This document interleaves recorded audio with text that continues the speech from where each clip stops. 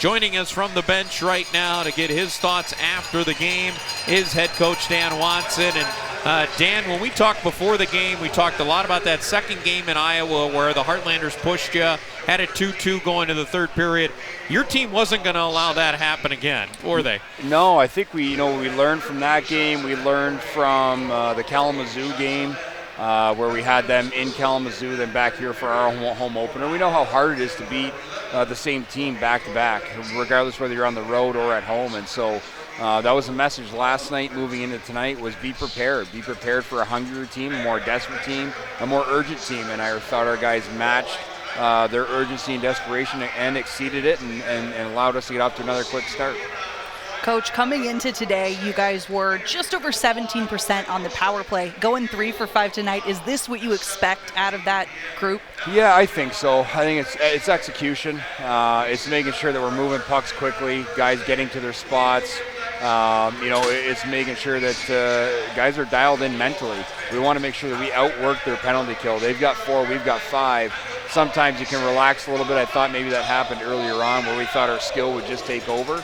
But tonight, our guys outworked their penalty kill, executed on all the things we discussed and talked about, and they cashed in.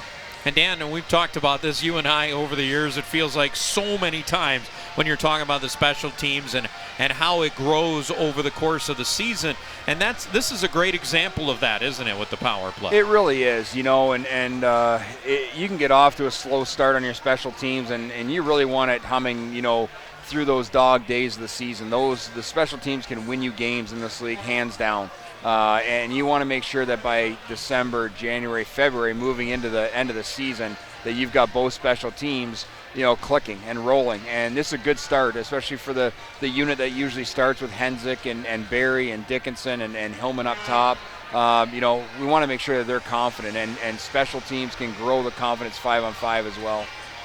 Now, Coach, you've got about 3 days, and then you have 3 and 3, the first 2 on the road. What are you focusing on these next few days, and how good is it to kind of go in with these couple of wins against Iowa under your belt? Yeah, we'll give the guys a day off. We'll get back to work and figure out what we're going to do in terms of practice, and we want to make sure that we use our rest as a weapon here this week. Going to Cincinnati, again, a division rival. We have not seen them yet. Tough building to play in. We've seen Fort Wayne twice. They've had our number twice, even though I felt that we had the better of the play there the last time. So we have Indy here at home and in the back end of a 3 and 3. So 3 tough opponents, 2 tough buildings, and we have to make sure that our rest and our mental state is good heading into those games. All right, Dan, congratulations on the win. Thanks for chatting with us here post-game. All right, thanks very much.